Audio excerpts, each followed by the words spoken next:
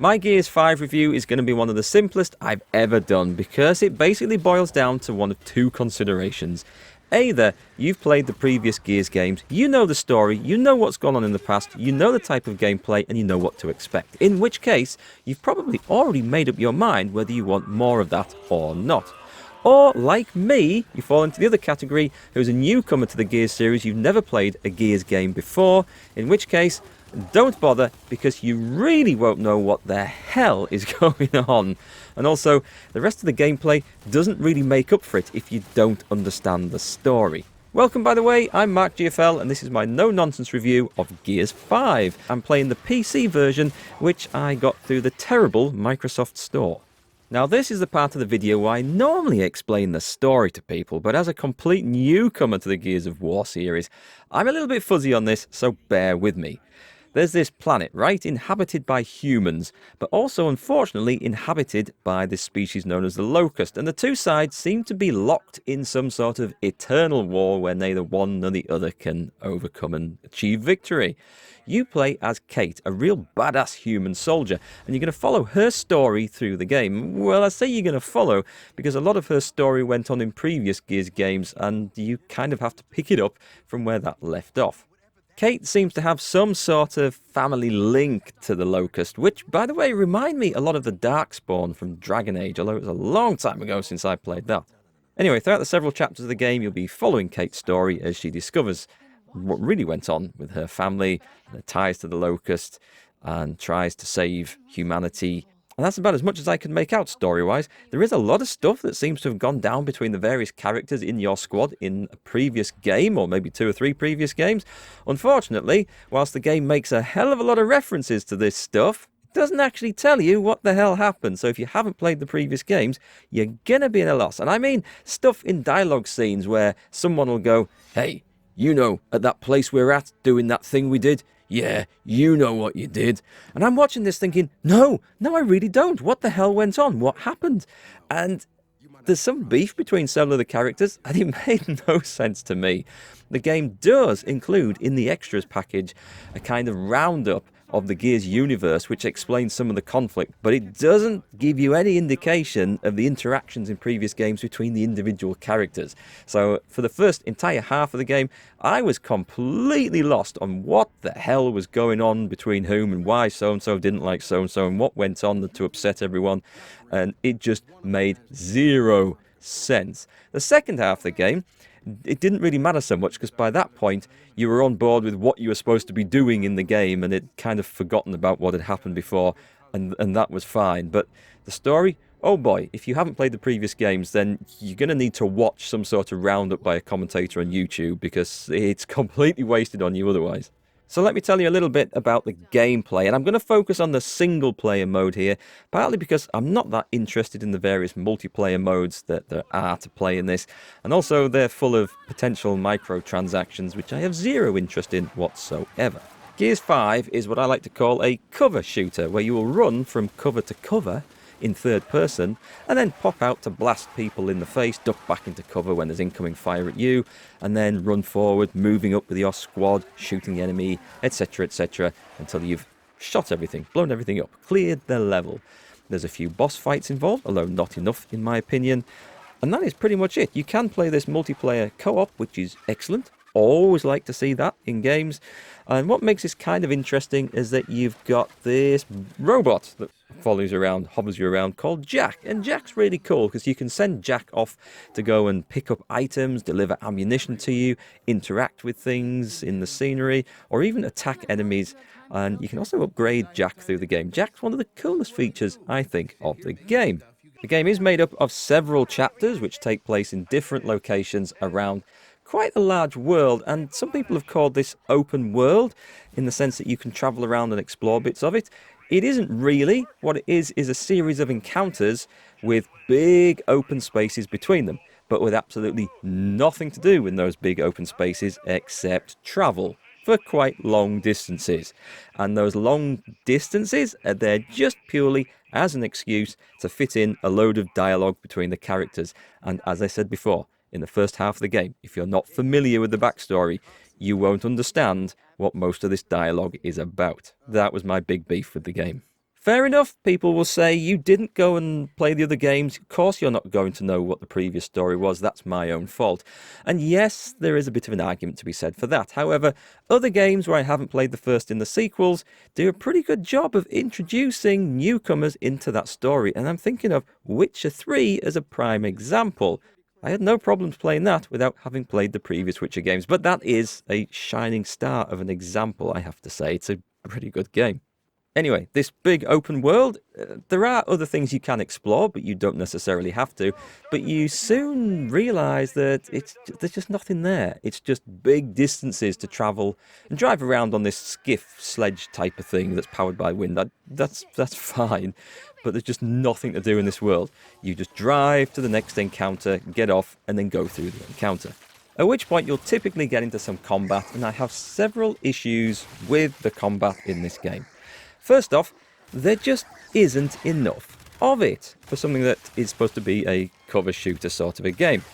There's huge sections where you're just running through these areas or driving through these areas in the open world type bit, doing nothing. And then suddenly you'll come into a bit of combat in one of the locations, and you dive behind a barrier, you shoot a few enemies in the face at distance, you run up, you chuck a grenade, you shoot a few more, and then it's over. And then you walk through another great big empty section, maybe picking up some stuff on the way, listening to more dialogue. Yes, I know, more empty sections, more of an excuse for more dialogue to come in, and then you repeat said situation in combat. But there never feels like there's quite enough of it. Also, the gunplay, for me, wasn't all that exciting. The guns look absolutely awesome, I have to say. But the automatic weapons in particular just feel pretty generic when you actually use them. And part of the issue is that nearly all the enemies are just big bullet sponges. Yeah, you kind of have to aim for headshots, which seem to do a lot more damage, and on some things that's going to be the only vulnerable part of the target. But even just like standard enemy soldiers take quite a few rounds, on standard difficulty this is, from your automatic weapons, that you just seem to be shooting and shooting and shooting and shooting, and it doesn't feel very impactful. The shotguns, I thought, would be so much better. You get into fairly close range, and they'll just, boom, blow things away, easily. Well, no, not quite. They also had the same sort of issue. And overall, I felt a little bit let down by most of the guns in the game, with the possible exception of the sniper rifle, and there's like a revolver-type pistol. They are definitely more lethal. And there's some heavy weapons which you can pick up. They look like miniguns. They do feel good, but they're quite limited in ammunition and use. And you often pick them up at a point where you then have nothing left to fight and you just go through one of these big walking areas for a long way. So, yeah, the gunplay just, it didn't really hit the spot for me. Now, the boss fights were a lot more interesting, but again, there weren't enough of them. There were, I consider, to be 2 proper boss fights. There was another sort of boss, but I mean, it appeared, I think, 2 or 3 times throughout the game, so I'm not going to count that as a proper boss.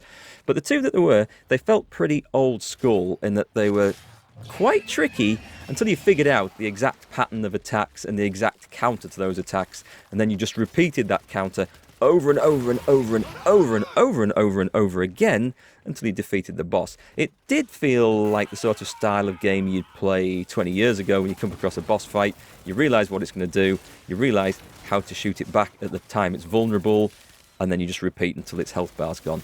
I don't have a great big problem with that, but I would love to have seen more boss fights in, because they were definitely more interesting than the standard combat, in my opinion. Now, I was playing this on PC, and it felt very apparent that it had been designed for console, the way the controls worked. It's not terrible, but the running in particular didn't feel great for use with a mouse and keyboard, particularly how you steer the character. It's something you can kind of get used to, but I didn't like it a whole lot. I think other games have done it better, and it suffers from some of the issues that then general cover shooters do suffer from. Sometimes you stick to the cover that you're behind when you don't really want to, and other times you don't stick to the cover when you really want to, and you find yourself stood up or out in the open getting shot when you didn't mean to. But that's just a general issue with cover shooters. It doesn't always work quite as you expect. Now, one really good thing about the game that I will say is that it looks absolutely fantastic. The graphics are gorgeous, the facial animations on the characters are fantastic. It does look great. The one issue with the graphics is that there's a couple of combat scenes which although they look beautiful, there's also this, the red haze if you're in the deserty areas, or there's a white haze if you're in a snowy area, and sometimes that can just it kind of ruin the scene. And I don't know whether it's in there to add difficulty or a bit more challenge, but I don't think it adds anything to the game, and you're there peering through it, struggling to see. At least I was in places. But overall, the game looks amazing. It also sounds really good, with all the voice acting being top quality. There's no disputing that. It sounds good. The dialogue is great. I think the writing is probably quite good, but of course, as I don't know the backstory, a lot of it didn't really feel like it made much impact on me, I have to say. The game feels like it's finished. I didn't come across any bugs or glitches. It does look like a well-polished game. It's doing what it's designed to do, but I have to say, as far as the gameplay goes, it's no great shakes. It's not awful by any stretch of the imagination, but it's not particularly exciting. I'd like to be more combat, more action, less big long walks as an excuse to fit dialogue in, less big long drives as an excuse to fit dialogue in.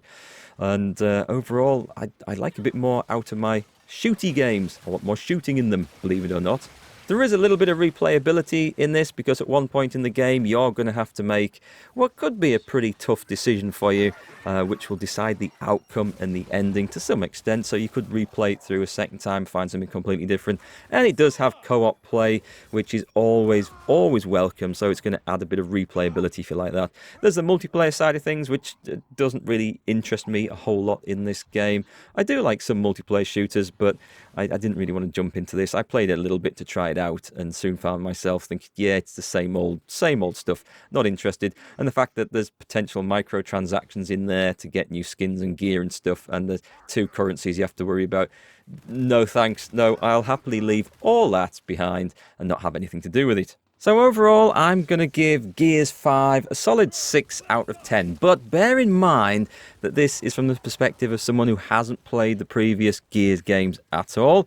If you are invested into that series, if you really love the story and the plot and the characters, you will probably think it's better than that, because you will get so many more of the references.